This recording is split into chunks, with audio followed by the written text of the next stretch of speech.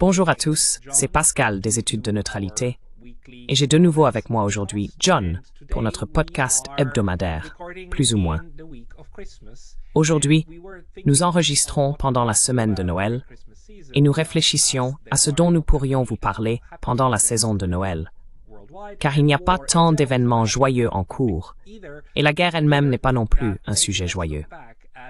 Nous avons pensé qu'il serait peut-être bon de revenir sur l'un de ces moments émouvants d'il y a 100 ans, pendant la Première Guerre mondiale, lorsque Noël a effectivement apporté une trêve à l'un des massacres les plus horribles. C'est un moment qui montre qu'il y a des moments où les gens veulent arrêter d'être horribles les uns envers les autres et ressentent réellement que le message du Christ est un message qui devrait être célébré au-delà des lignes ennemies. John, tu as préparé quelque chose pour nous, n'est-ce pas?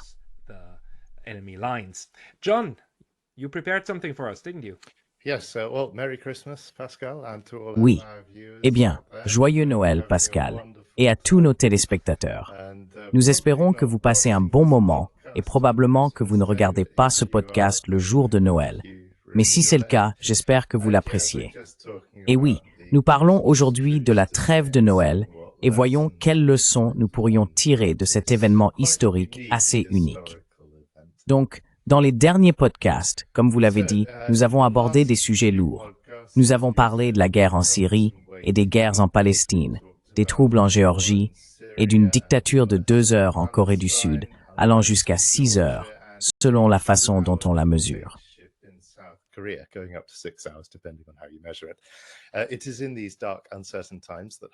C'est dans ces temps sombres et incertains que l'espoir est le plus précieux.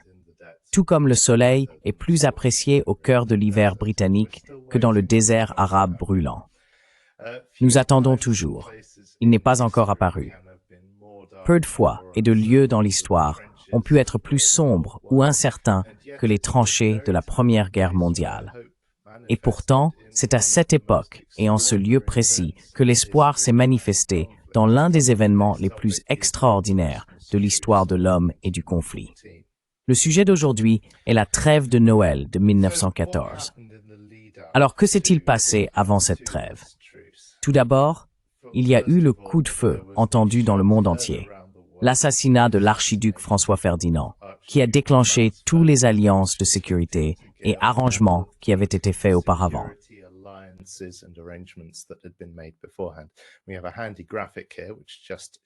Nous avons ici un graphique pratique qui montre tous les différents pays et leurs alliances avant-guerre, avant que le coup de feu ne soit tiré en août 1914, ainsi que les dates de tous les traités clés entre eux. Maintenant, il est important de noter ici que bien que l'Italie soit alliée aux puissances centrales, c'était une alliance purement défensive.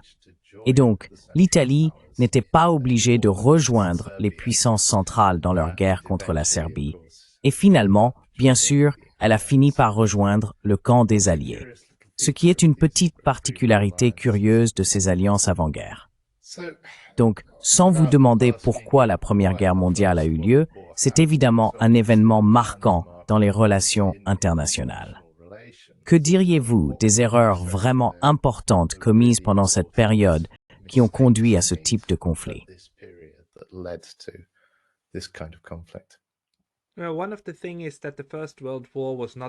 L'une des choses est que la Première Guerre mondiale n'était pas imprévue.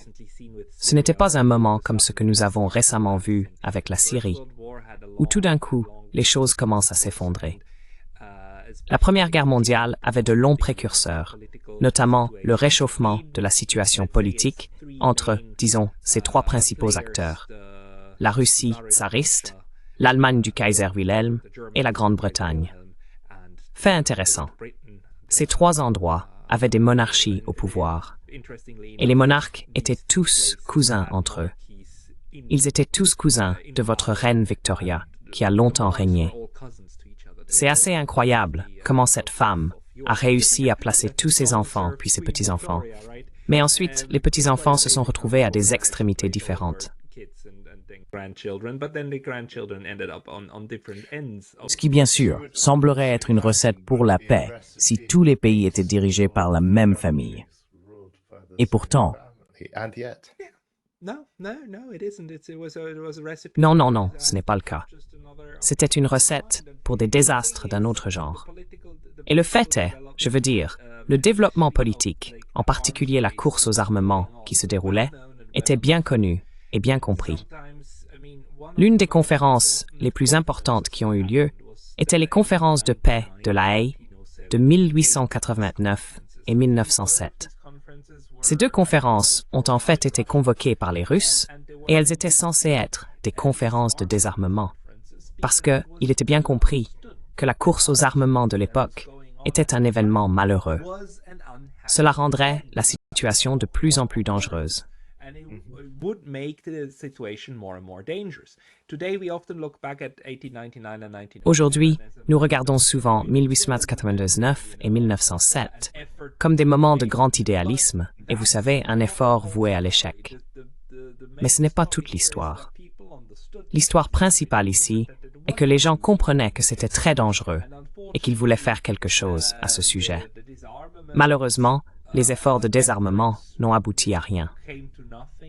La seule partie des deux conférences de La Haye qui est devenue du droit international et a effectivement eu une longue vie était, curieusement, le droit de la neutralité. Le droit de la neutralité et la neutralité elle-même ont bien sûr également été négociés précisément pour la raison que vous nous montrez ici.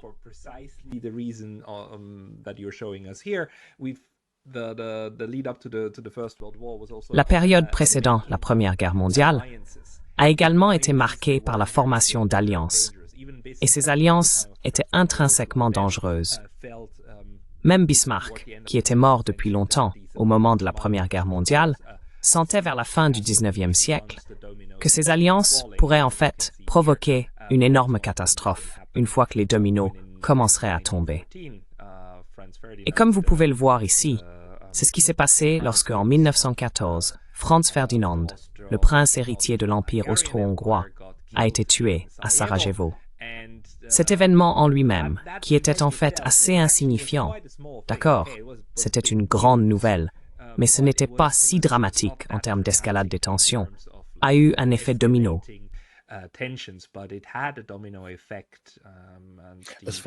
En ce qui concerne les points de tension pour les conflits, il y en a eu de bien plus importants dans l'histoire, n'est-ce pas, que cet assassinat unique. Je veux dire, pensez au golfe du Tonkin, et ainsi de suite. Vous savez, même s'ils étaient faux et ainsi de suite. Mais quand on prétend que des navires entiers et des ressources avec des centaines de morts se sont produits, ce sont les déclencheurs. Mais ici, c'était vraiment juste deux personnes, l'archiduc et sa femme. Mais cela a conduit à des événements par la suite. Et l'un des arguments était que Franz Ferdinand faisait partie de la faction plus modérée qui favorisait le rapprochement avec la Serbie. Ironiquement, en l'éliminant, ils ont supprimé l'un des obstacles contre le raz-de-marée austro-hongrois qui allait s'abattre sur la Serbie, rendant ce processus plus facile. Le fait est qu'il a été éliminé par un assassin, n'est-ce pas? Par un solitaire, pas un fou solitaire. Je veux dire, ils étaient organisés comme un gang, mais c'était essentiellement des anarchistes qui l'ont éliminé. C'était pas l'État de Serbie qui l'a éliminé, ou quelque chose comme ça. Cela rend donc la situation d'autant plus tragique.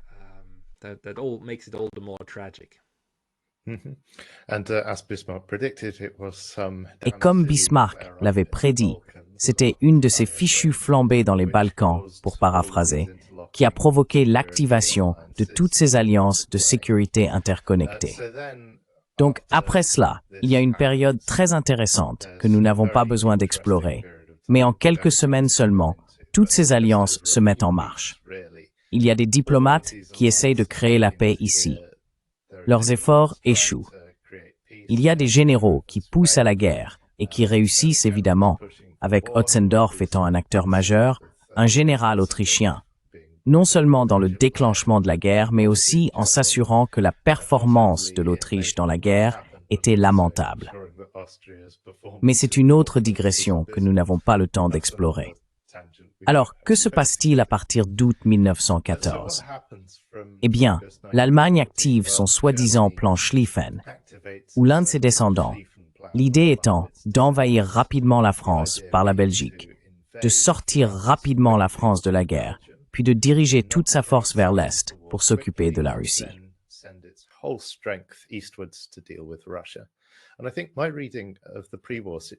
Et je pense que ma lecture de la situation d'avant-guerre a été qu'il y a deux pièges de Thucydide qui se produisent ici en même temps.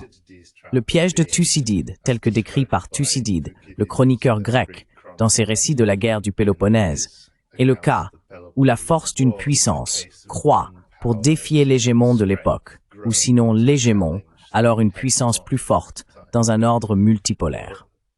Et ma lecture de cela était très clairement, évidemment, du point de vue britannique. Nous entendons que la puissance industrielle de l'Allemagne avait dépassé celle de la Grande-Bretagne, et ce n'était qu'une question de temps avant qu'elle n'éclipse la Grande-Bretagne dans le commerce et ne commence à s'affirmer pour des possessions coloniales, ce qui la conduirait à un conflit direct en haute mer avec l'Empire britannique. Je pense que c'est l'un des pièges.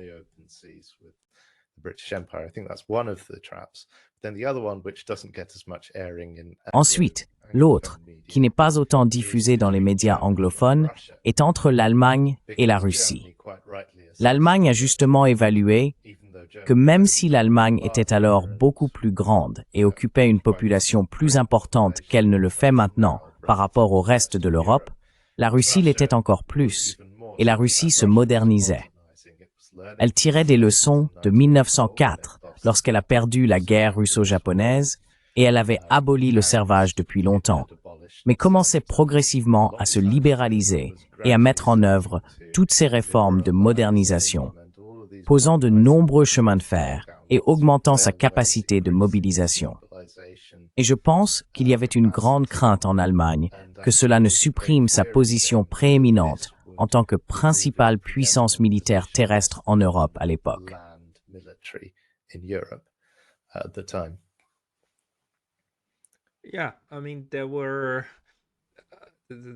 Oui, je veux dire, il y avait un jeu géopolitique en cours entre tous. Et ce n'était pas seulement en Europe.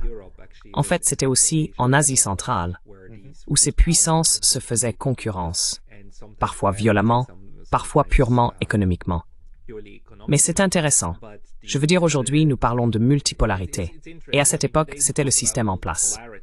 Aujourd'hui, nous l'appelons généralement le concert de l'Europe.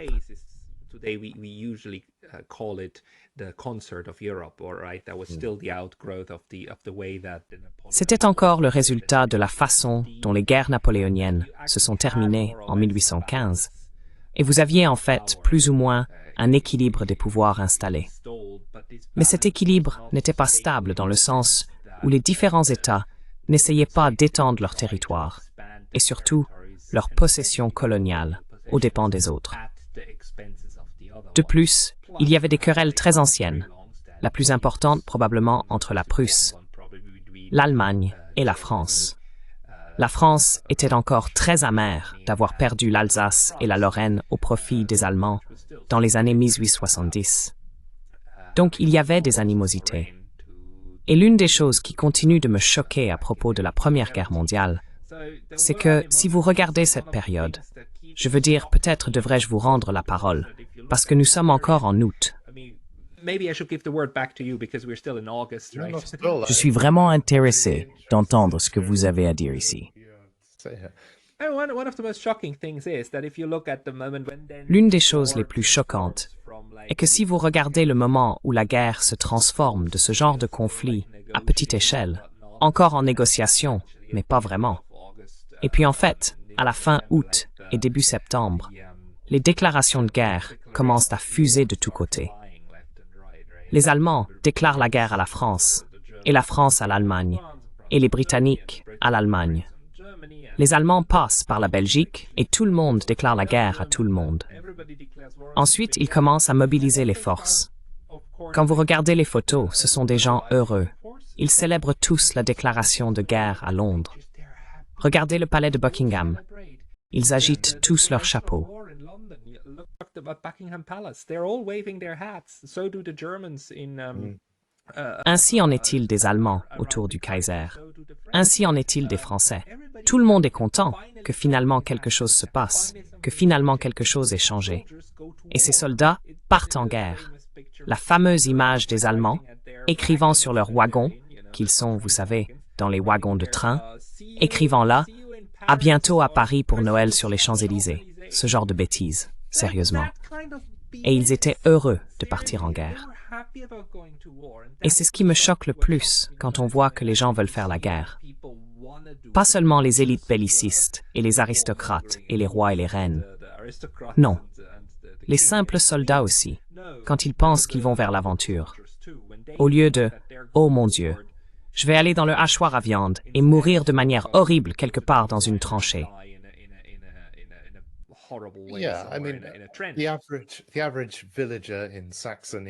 L'habitant moyen de Saxe ou d'East Anglia en 1914, qui probablement quittait rarement les limites de sa paroisse, n'aurait aucune idée de ce qu'était la véritable guerre.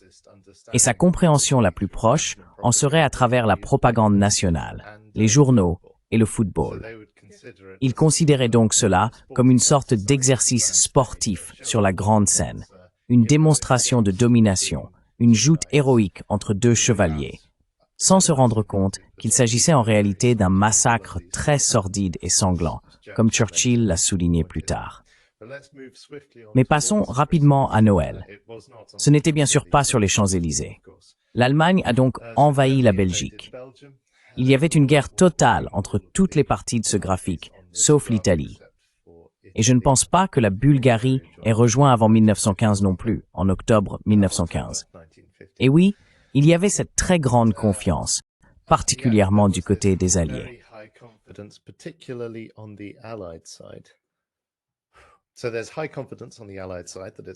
Il y a donc une grande confiance du côté des Alliés que tout sera terminé d'ici Noël.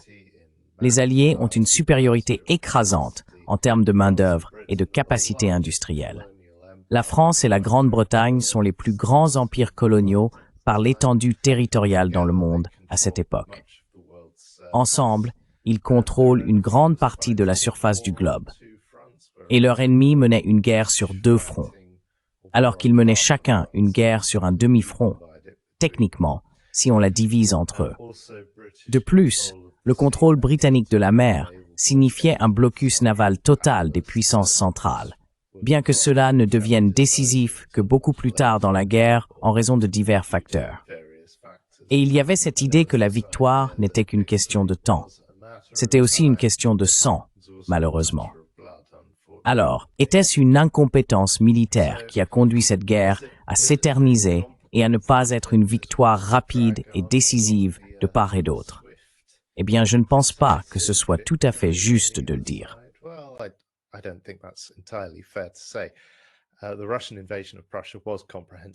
L'invasion russe de la Prusse a été complètement vaincue lors des batailles de Tannenberg et des lacs de Masourie. Mais l'Autriche n'a pas non plus réussi à vaincre la Serbie et s'est retrouvée coincée dans les passes avec une grande partie de sa force engagée ailleurs contre ce pays relativement petit, tout en étant vaincue. Elle a perdu 4 armées mises en déroute en Galicie, alors que les Russes avançaient et commençaient le siège de Przemysl, l'endroit le plus difficile à prononcer de toute la Première Guerre mondiale. Cela a ensuite forcé les Allemands à déployer des troupes loin du front occidental pour soutenir l'Autriche à l'est. Mais à l'ouest, l'Allemagne a été arrêtée à la Marne. Cela a contrecarré le plan Schlieffen. Et donc, le jour de Noël, voici à quoi ressemblait le front.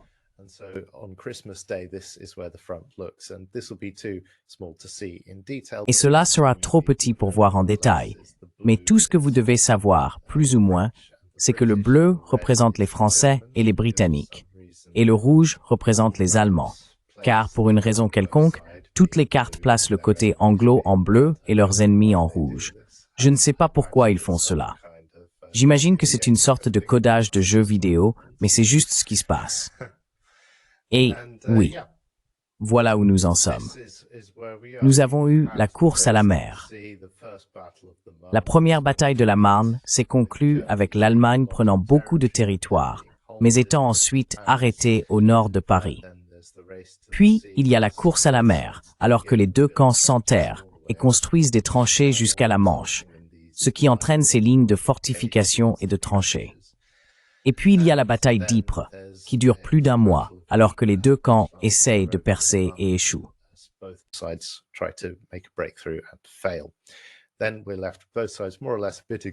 Ensuite, nous nous retrouvons avec les deux camps plus ou moins un peu épuisés, un peu démoralisés, avec l'hiver qui arrive et s'installe le 25 décembre.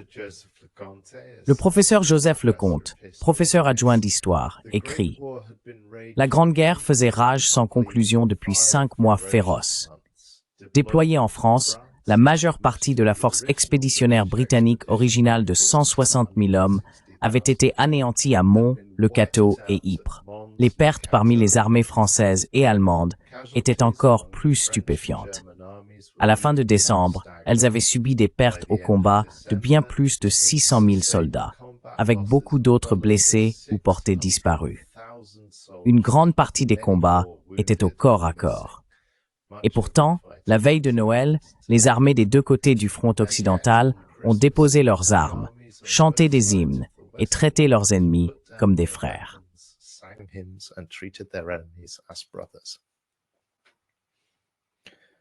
Oui, qu'est-ce que mais?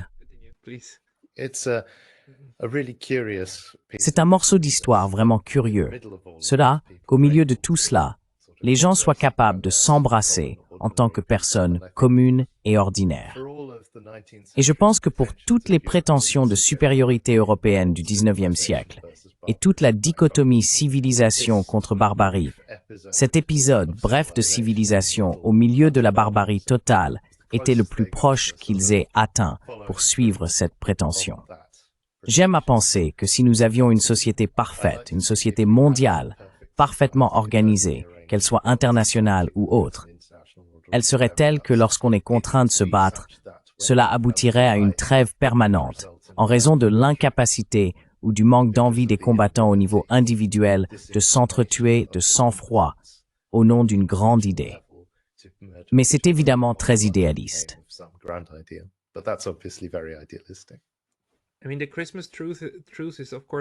Je veux dire, la trêve de Noël n'est bien sûr rien qui ait été planifié politiquement. Il n'y a pas eu de feu vert des généraux, etc., pour simplement arrêter les combats. C'est quelque chose qui s'est passé au niveau humain, n'est-ce pas, entre les soldats, parce que ces personnes étaient si proches les unes des autres. Les tranchées étaient étendues, comme vous pouvez le voir sur ces photos ici. Elles sont très très longues, et les fortifications étaient à gauche et à droite. Mais les deux armées étaient à quelques centaines de mètres l'une de l'autre, ce qui les rendait si dangereuses, n'est-ce pas? Et le no man's land entre les deux, où les cadavres gisaient, et vous ne pouviez même pas les ramasser correctement, parce que quiconque essayait se faisait tirer dessus.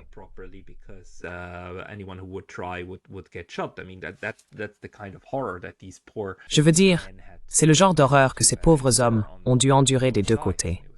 C'était froid, épouvantable et sinistre. Et puis, dans ce contexte, le fait que certains de ces hommes ont commencé à chanter des chants de Noël des deux côtés, et ils ont réalisé que bien qu'ils chantent dans des langues différentes, ils chantaient les mêmes chansons, les mêmes hymnes. Ils étaient tous chrétiens, n'est-ce pas? Je veux dire, à l'exception de l'Empire ottoman, les participants de la Première Guerre mondiale faisaient tous partie de la foi chrétienne, d'une manière ou d'une autre. D'accord, les Russes célèbrent à une date différente. Mais surtout, les Allemands, les Français et les Britanniques célèbrent tous Noël le même jour.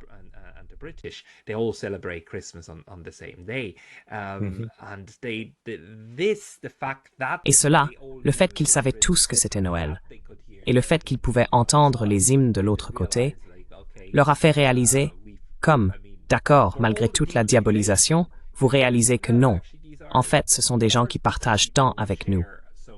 Et que cela ait pu surpasser leurs ordres de s'entretuer est un moment absolument très humain dans cette situation inhumaine. Ce qui montre encore une fois que les gens eux-mêmes ne sont pas les méchants. C'est là que je ne suis pas d'accord avec le réalisme simpliste. Ce n'est pas dans notre nature de nécessairement nous entretuer. Ce sont les systèmes et les circonstances qui nous y contraignent, que ce soit quelque chose de physique comme la faim, ou quelque chose de structurel, comme vous savez, 3, 4, 5 lignes de commandement vous disant d'aller tuer ce type là-bas. Essentiellement, une pénalité consistant à être soi-même abattu. Ouais. Je veux dire, si le choix est entre essayer de tuer l'autre ou être tué soi-même, alors c'est naturel de le faire. Donc, le véritable crime, c'est que de tels moments se produisent. Et je dois vous raconter une petite anecdote ici. Ce n'est pas à propos de la Première Guerre mondiale entre la France et l'Allemagne, mais de la Seconde Guerre mondiale à Okinawa. Quand je suis venu au Japon pour la première fois en 2004, j'ai eu le privilège de rencontrer un Japonais qui a combattu à Okinawa. Il était dans ses 80 ans en 2004 et il est mort depuis plus de 10 ans. Mais un type formidable, et je l'ai interviewé et je lui ai demandé donc, « Vous avez combattu à Okinawa, les batailles les plus sanglantes comme des combats homme à homme, très similaires à ce que nous avions ici, juste avec des armes différentes, plus modernes. »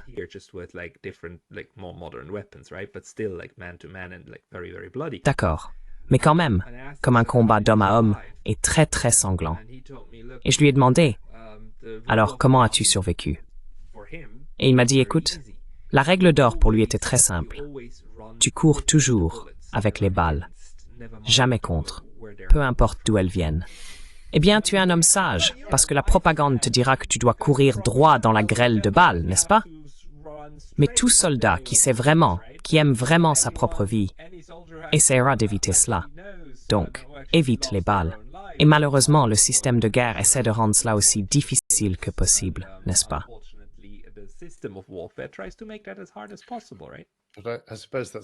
Je suppose que c'est aussi, si les balles vont de l'avant, alors vous avancez avec elles. Et si les balles reviennent vers vous, alors vous vous retirez. Mais oui, une règle empirique très intéressante, très simple. Courez pas contre les balles.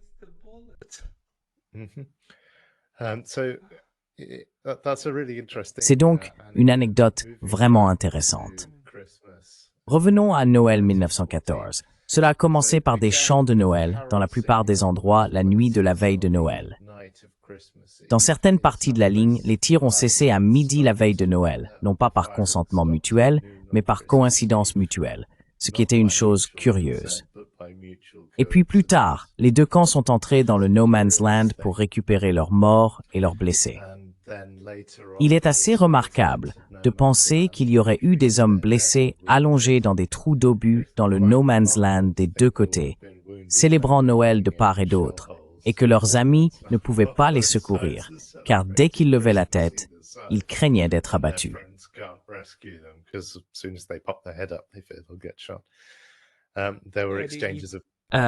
Il y avait des échanges de ces pauvres gens qui allaient mourir d'hémorragie, n'est-ce pas?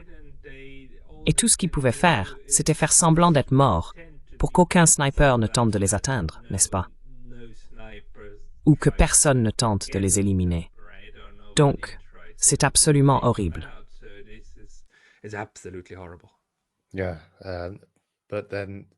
Oui. Mais ensuite, ils sont entrés dans le No Man's Land en plein jour le jour de Noël, échangeant des cadeaux, de la nourriture et des souvenirs. Ils ont organisé des cérémonies funéraires conjointes et échangé quelques prisonniers qu'ils avaient dans certaines parties de la ligne.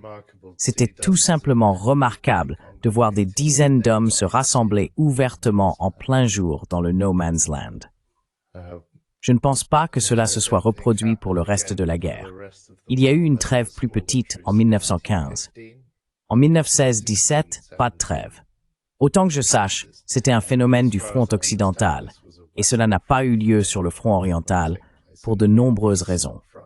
Pour citer à nouveau le professeur Lecomte, personne n'a ordonné la désormais célèbre trêve de Noël de 1914. Elle est née spontanément parmi les officiers ainsi que les soldats ordinaires le long de centaines de kilomètres de défenses fortifiées.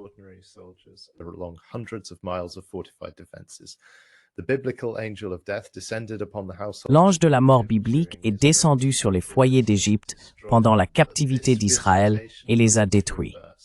Mais cette visite était son inverse, une explosion d'humanité qui a balayé les lignes du front occidental.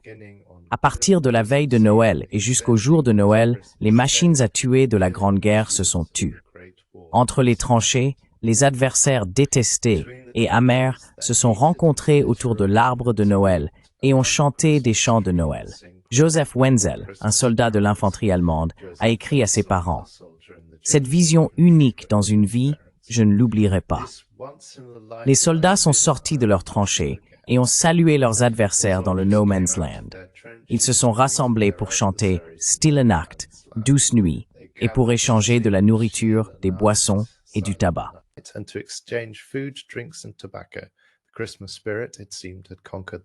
L'esprit de Noël, semblait-il, avait conquis le champ de bataille, mais cela ne durerait pas longtemps. En moins de 24 heures, les combats reprirent, et l'esprit du prince de la paix fut replongé dans un abîme de guerre et de désolation. Une grande partie de la vigueur, de la confiance et de la décence de l'Occident sembla disparaître avec lui. Des blessures ont été infligées à la structure de la société humaine qu'un siècle n'effacera pas. Écrivait Winston Churchill, un vétéran de la guerre, et qui pourrait bien s'avérer fatal à la civilisation actuelle. Je ne suis pas sûr qu'il soit juste de qualifier Churchill de vétéran de la guerre, parce que je pense qu'il était déjà à l'amirauté à cette époque. Il n'était pas exactement en première ligne, mais il y était certainement profondément impliqué.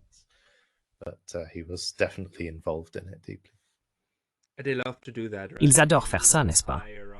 Toute personne haut placée qui était loin des combats réels et qui, évidemment, s'en est sortie, peut ensuite se qualifier de vétéran. Je veux dire, c'est...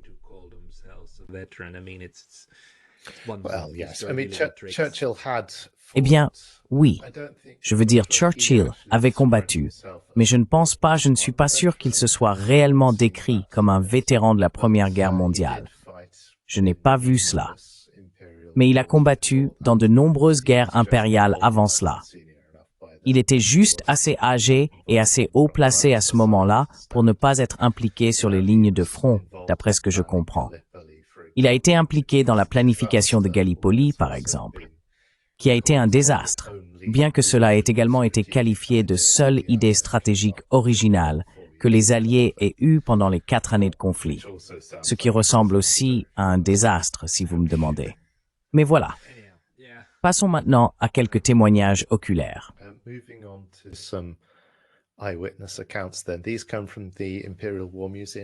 Ces témoignages proviennent de l'Imperial War Museum à Londres, qui est en fait assez bon pour rassembler ces récits de témoins oculaires des niveaux inférieurs.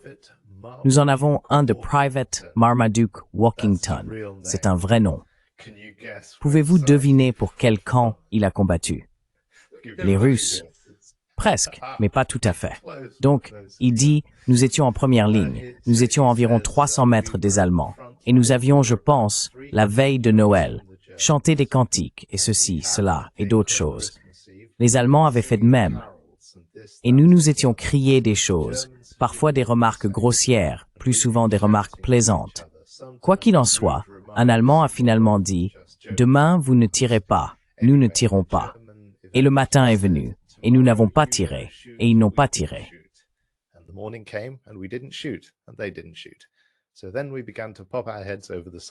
Alors nous avons commencé à passer la tête par-dessus le bord et à sauter rapidement au cas où ils tireraient, mais ils n'ont pas tiré. Et puis nous avons vu un Allemand se lever, agitant les bras, et nous n'avons pas tiré. Et ainsi de suite. Et cela a progressivement grandi. Je sais que c'est une situation de très bas niveau, mais vous voyez, dans le réalisme géopolitique, les gens parlent de la façon dont les parties se rapprochent du conflit ou d'une guerre avec escalade et désescalade. C'est à un niveau humain très bas, ce processus de désescalade qui se produit. Un côté montre simplement une faiblesse pendant un moment et voit si l'autre en profite. Et puis ils ne le font pas.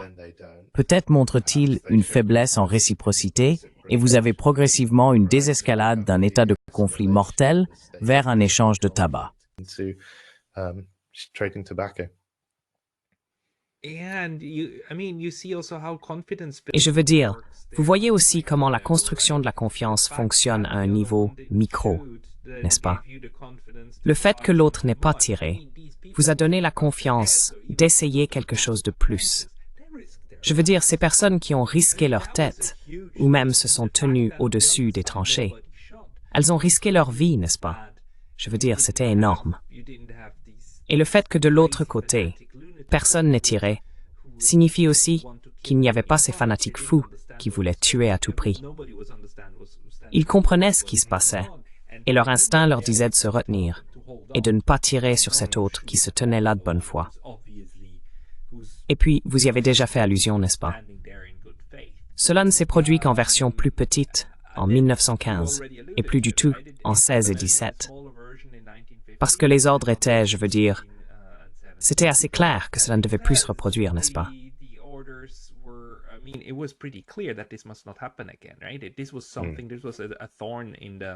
C'était quelque chose, une épine dans le pied des personnes qui commandaient cette guerre.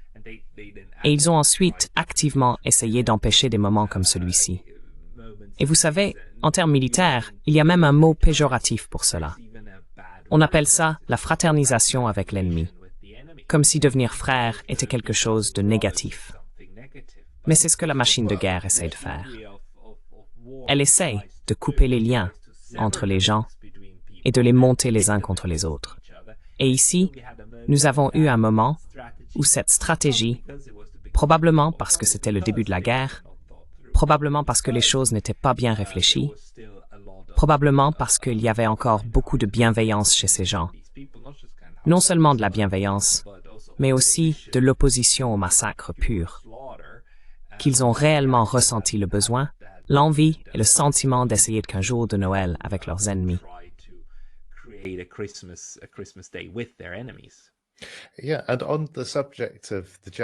Oui, et sur le sujet des généraux qui prennent des mesures pour empêcher que cela ne se reproduise dans les années à venir, je suis rappelé que les généraux voient la guerre plus comme un jeu dans l'abstrait, comme une partie d'échecs par exemple.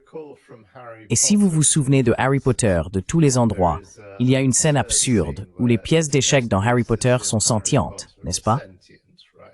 Elles répondent aux joueurs qui les commandent. Donc, si vous dites à une pièce d'aller quelque part, si elle n'a pas confiance en vous, elle se retournera et vous dira qu'elle ne devrait pas y aller, qu'elle devrait aller ailleurs, ou peu importe, ou qu'une autre pièce devrait être sacrifiée, et non celle-ci. Évidemment, c'est comique et c'est absurde. Mais je pense que cela montre un peu le décalage entre les généraux qui voient leur guerre qu'ils mènent plus comme un jeu, avec des pièces qui peuvent vous répondre.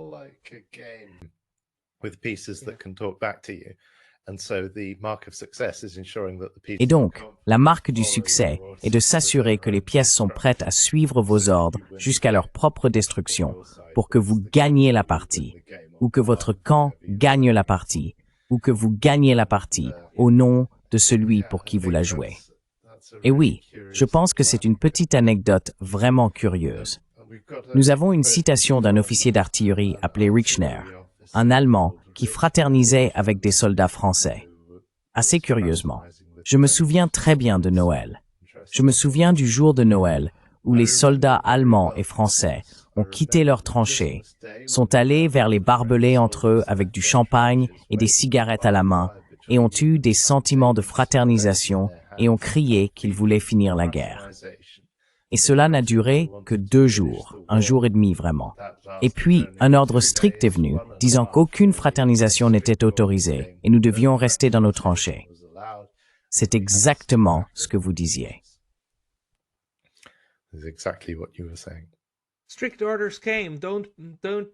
Des ordres stricts sont venus. Ne soyez plus humains, devenez une machine à tuer et faites des tueries à l'échelle industrielle. C'est ce qui d'ailleurs a finalement choqué la conscience de l'Europe, une fois l'ampleur de la tragédie connue. Jusqu'alors, nous n'avions pas ce genre de guerre mécanisée, de tuerie à l'ère industrielle. Beaucoup de ces hommes sont entrés dans ces guerres en pensant que ce serait, encore une fois, comme mousquet contre mousquet, n'est-ce pas? Et ainsi de suite. Mais ensuite, il y avait le gaz, et il y avait les chars, were the tanks But I don't think they even. I don't think Mais je ne pense même pas qu'ils aient pensé que ce serait mousquet contre mousquet, car il me semble que l'horreur de la guerre de Sept Ans et des guerres napoléoniennes, qui étaient absolument apocalyptiques pour l'Europe, s'était dissipée dans le siècle de paix qui les avait séparés. Je suppose que dans leur esprit, ils pensaient plutôt à des chevaliers en armure étincelante. they were thinking more like knights in shining armor than. and you know 18 Et vous savez, comme dans les années 1870, n'est-ce pas, la guerre franco-prussienne, et ainsi de suite, ils imaginaient des scènes comme celle-ci. Et les gens savaient que la guerre est la guerre, mais ils la concevaient à une échelle beaucoup plus petite. De plus, ils n'étaient probablement pas conscients des chiffres impliqués. Oui. Plus, they were probably not aware also of the numbers there. Yeah, they weren't thinking that this would Oui, be like ils ne pensaient pas que ce serait comme Borodino. Ils pensaient que ce serait une victoire rapide et héroïque. Ils rentreraient chez eux avec beaucoup d'argent et peut-être du butin dans leur poche, accueillis en héros et installés pour le reste de leur vie. and set up for the rest of their lives. But the distance to the Napoleonic Wars, which were also Mais la distance par rapport aux guerres napoléoniennes, qui étaient également horribles. Et si vous regardez Tolstoï, et ainsi de suite, les personnes qui en ont écrit, vous avez une idée de la dévastation. La distance de 100 ans pourrait également jouer un grand rôle. Et c'est quelque chose qui me rend très mal à l'aise quand je pense au fait que la Seconde Guerre mondiale est maintenant à 80 ans de nous. Nous nous rapprochons à nouveau de ce moment où tous ceux qui ont encore des souvenirs actifs de l'un de ces grands moments de guerre vont disparaître. Et nous avons de nouvelles générations qui ont des idées erronées, comme ce que nous voyons maintenant avec la Russie et l'Ukraine, et comment les Européens parlent de « vous savez, il suffit de donner une petite raclée aux Russes et tout ira bien ». a bit of a beating and then all will be well. Yeah, stiff upper Oh, well. lip. Yeah, all that sort of thing. Lèvres serrées. Oui, tout ce genre de choses. Je sais, absolument. Il est donc important de souligner que la trêve n'a pas toujours été réussie, même s'il y avait souvent une initiative des deux côtés pour la faire aboutir. Nous avons donc de Clifford Lane, encore une fois, un nom pas un lieu, du 1er régiment de Hertfordshire. Plus tard dans la nuit, il y avait beaucoup d'agitation dans la ligne de front allemande, qui était à environ 100-150 mètres, je suppose. Et après quelques instants, des objets illuminés ont été levés au-dessus du parapet allemand, ressemblant pour nous à des lanternes chinoises. Les Allemands criaient vers notre tranchée. Il n'y a aucun doute là-dessus. Et avant que nous puissions prendre une quelconque action ou faire quoi que ce soit, on nous a ordonné d'ouvrir un feu rapide. Vous voyez ce que nous avons fait. Les Allemands n'ont pas répondu à notre feu rapide. Ils ont simplement continué leur célébration, nous ont complètement ignorés et passé un très bon moment, en effet. Nous n'avons rien fait d'autre que de simplement continuer dans nos tranchées humides, essayant de tirer le meilleur parti d'une mauvaise situation. Wet trenches trying to make the most of a bad job.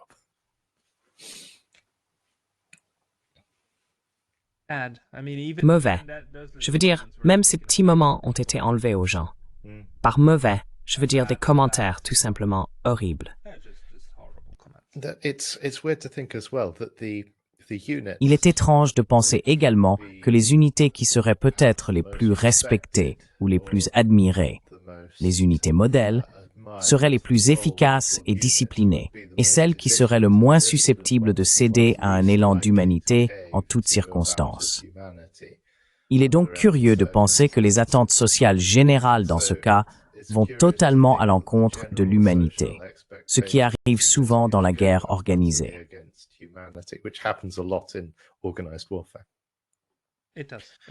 C'est le cas. C'est de cela qu'il s'agit. Il s'agit de s'assurer que les gens perdent une bonne partie de leur humanité pour commettre ces actes inhumains et tuer des gens en masse.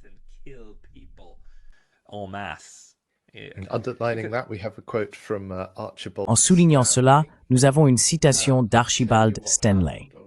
Je vous raconte ce qui s'est passé le jour de Noël en 1914, et les gens ne le croient pas. Nous avons eu cette trêve non officielle. Nous nous sommes rencontrés dans le No Man's Land le jour de Noël 1914. Nous nous sommes serrés la main. C'étaient des Saxons. Et j'ai entendu un gars parler anglais. Je lui ai dit, « Vous parlez anglais ?» Vous savez ce qu'il a dit? « Cor blimey, Matt ?» Il a dit. J'étais dans un hôtel à Londres quand la guerre a éclaté. J'ai pensé que c'était le comble. Il avait l'accent londonien. Je pourrais l'imiter, mais je ne vais pas le faire. Et oui, c'est juste incroyable comment il y a ces histoires locales. Maintenant, beaucoup de celles que vous lisez, il n'y a rien pour les soutenir, n'est-ce pas? Il n'y a pas de fouille parmi vos sources. Vous avez un témoignage oculaire et vous le prenez ou le laissez. Et vous pouvez deviner que l'histoire a peut-être grandi en étant racontée. Mais quand même, c'est tout à fait crédible que quelque chose comme ça ait pu se produire. It's utterly believable that something like this could have happened.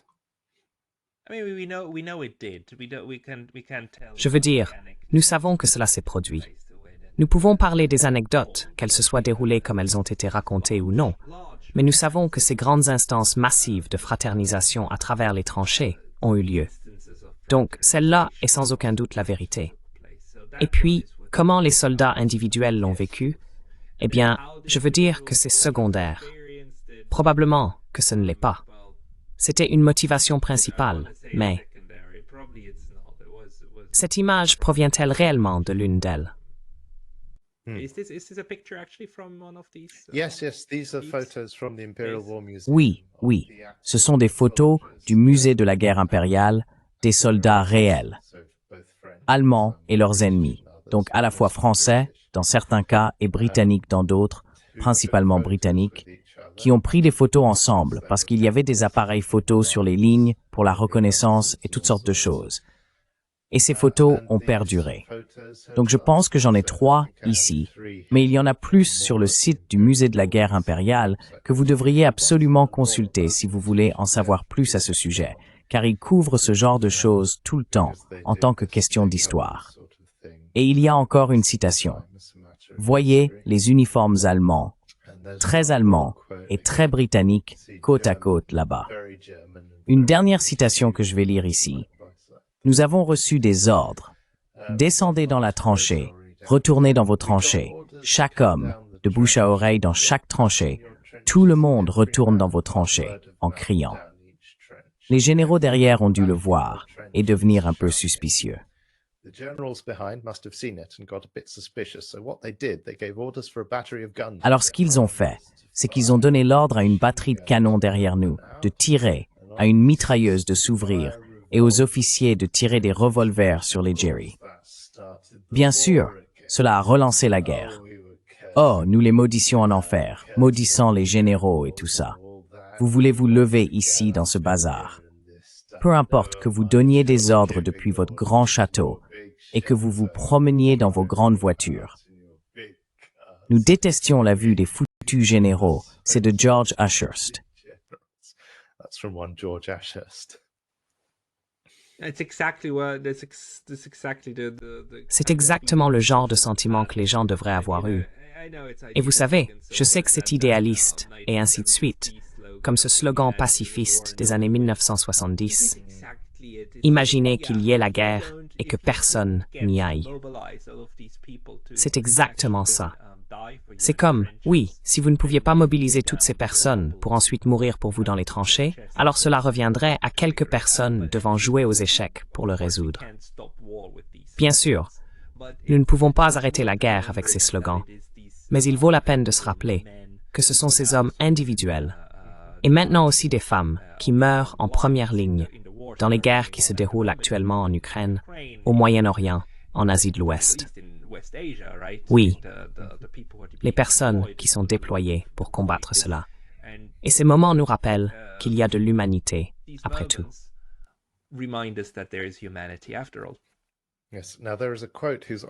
Oui.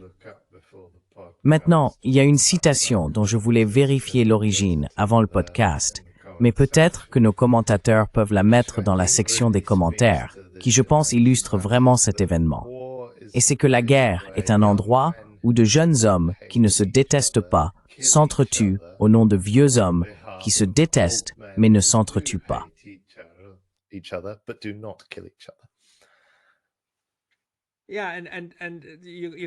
Oui, et on peut aller encore plus loin, n'est-ce pas? Où de jeunes hommes qui ne se détestent pas et ne se connaissent pas s'entretuent pour des vieux hommes qui se connaissent, se détestent, mais ne s'entretuent pas, n'est-ce pas? C'est aussi que ces gens, ils connaissent l'autre, n'est-ce pas? Ils étaient comme des cousins, bon sang. Very often met firsthand. They were cousins, although Cousins. Ils étaient cousins. Bien que je pense qu'il soit difficile de discuter de la mesure dans laquelle les monarques eux-mêmes étaient personnellement responsables dans ces monarchies constitutionnelles de leur propre système politique. Évidemment, ils avaient une responsabilité personnelle, mais l'étendue de celle-ci est le sujet d'un tout autre débat. Mais oui, en termes modernes, il est absolument vrai qu'il y a eu des réunions et des discussions au plus haut niveau. Biden et Poutine se sont rencontrés, qui sont maintenant engagés dans cette guerre par procuration en Ukraine, et ainsi de suite. Et donc, ils se connaissent, au moins dans la mesure où ils se sont rencontrés et étudiés mutuellement.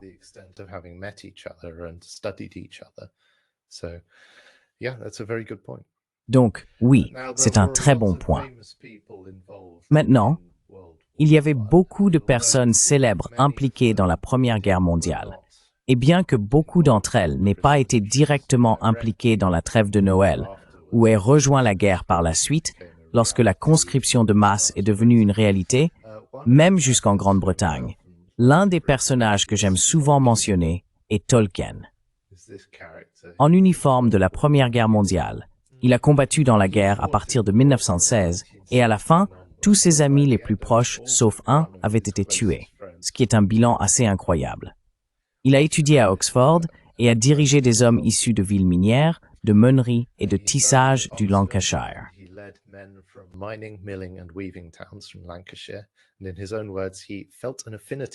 Et selon ses propres mots, il ressentait une affinité pour ces hommes de la classe ouvrière. Mais le protocole militaire lui interdisait de nouer des amitiés avec d'autres grades. C'est une combinaison du protocole militaire et d'un produit du système de classe britannique extrêmement rigide, qui n'existe plus. Mais à l'époque, c'était une réalité. Je pense que l'influence de la Première Guerre mondiale sur l'univers mythologique de Tolkien est profonde. Mais, y compris le remarquable chapitre à la fin du Seigneur des Anneaux, l'épuration de la comté, où il est révélé qu'en revenant victorieux du front, la guerre a atteint même la paisible et endormie comté. Connaissez-vous le Seigneur des Anneaux? Oui. L'un des très rares romans fantastiques que j'ai entièrement lu. Magnifique. Je l'ai relu récemment, et c'est l'un de ces récits qui à chaque lecture s'améliore, ce qui est un véritable exploit. La guerre est également présente dans les écrits de son ami et camarade vétéran, C.S. Lewis, qui a écrit Les Chroniques de Narnia. Mais ces deux écrivains et leur cercle, je pense, se distinguent par leur optimisme et leur religiosité, continuant à travers leurs écrits à transmettre la croyance en un univers moral, tandis que le courant culturel dominant des années 20 et 30 dérivait vers le nihilisme, l'existentialisme, l'hédonisme, l'athéisme et d'autres rejets de l'ordre moral d'avant-guerre. Et juste quelques autres choses avant de conclure. Il y a une citation de George Orwell, encore une fois, pas directement impliqué dans la Première Guerre mondiale, certainement pas dans la trêve de Noël.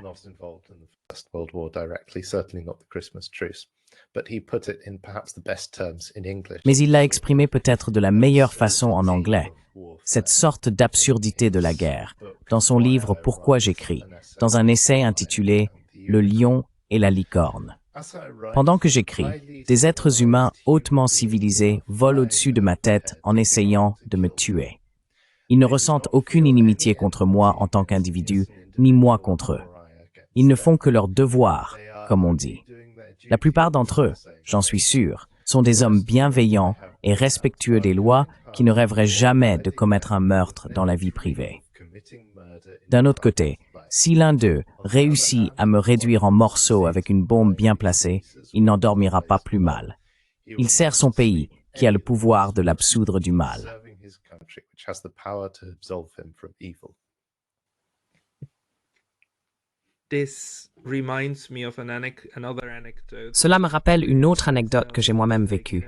Elle concerne l'idée de devoir, ce que cela vous fait, et aussi la façon dont les récits se déroulent, et comment les récits influencent l'esprit des gens.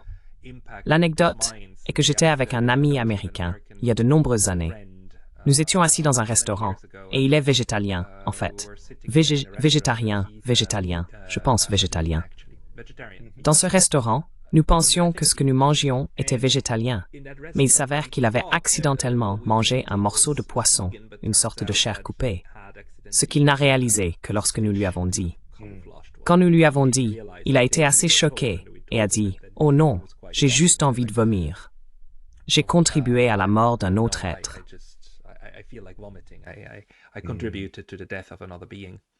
And a few minutes later, so we were Et quelques minutes plus tard, nous parlions de l'incident d'Hiroshima, des bombes atomiques, et il a pris la position que, vous savez, c'était une tragédie, mais nécessaire pour mettre fin à la guerre. Donc, ce n'était pas si grave. C'est comme si, il y a quelques minutes, vous souteniez que manger un morceau de poisson est un meurtre, et maintenant vous défendez une bombe atomique. C'est la même chose. Je veux dire, c'est ce que la propagande et le contrôle du récit font aux gens, n'est-ce pas? Cela modifie leur façon de penser la vie. Les gens qui volent au-dessus, larguant des bombes, ne se considèrent pas comme des meurtriers. Ils se considèrent comme des soldats dévoués. C'est la psychologie de la guerre. Ici, nous avons un exemple, heureusement, et merci d'avoir suggéré cet épisode, que parfois l'humanité perce. Nous devrions en tirer espoir, que les systèmes psychologiques et sociologiques doivent en fait briser notre humanité avant que nous allions à la guerre.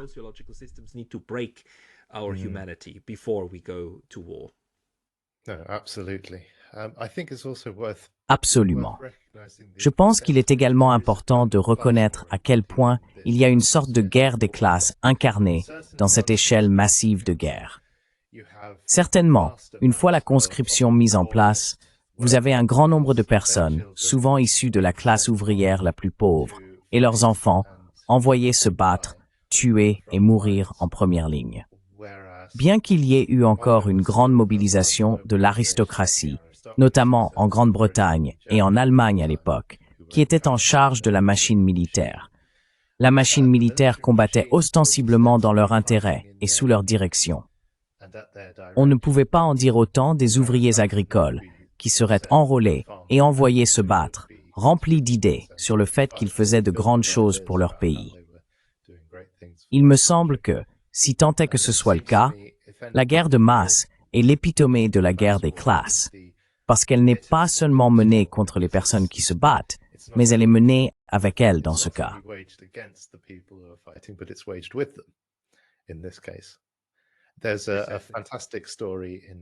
Il y a une histoire fantastique. Fantastique non pas au sens de génial, mais presque incroyable. Tant d'hommes à Glasgow ont été recrutés, engagés ou conscrits pour combattre en Allemagne. Pendant qu'ils étaient partis, les propriétaires ont augmenté les loyers de toutes leurs épouses qui étaient restées seules. Ils étaient au milieu de toute cette propagande sur l'effort de guerre, etc. Les propriétaires ont augmenté les loyers, alors qu'il n'y avait plus d'hommes pour se défendre ou résister contre eux. Cela a entraîné une organisation ouvrière, une grève des loyers et des manifestations de la part des personnes qui étaient là. Quand j'ai entendu cette histoire, cela a vraiment montré le mensonge selon lequel c'était une grande aventure nationale. Car il me semble que les mêmes personnes qui profitent de la paix profitaient très souvent de la guerre, dans une bien plus grande mesure.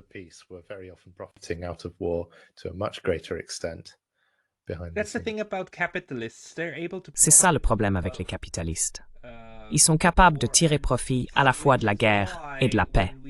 C'est pourquoi, lorsque nous pensons à créer des systèmes de paix, nous devons réellement réfléchir à la manière d'enrôler les capitalistes du côté pacifique et nous assurer qu'ils ne passent pas du côté belliciste, où ils peuvent réaliser de bons profits avec des bombes et des balles, etc. Mais vous savez, le profit, c'est un phénomène de temps de paix et de guerre. that's a peace and wartime phenomenon.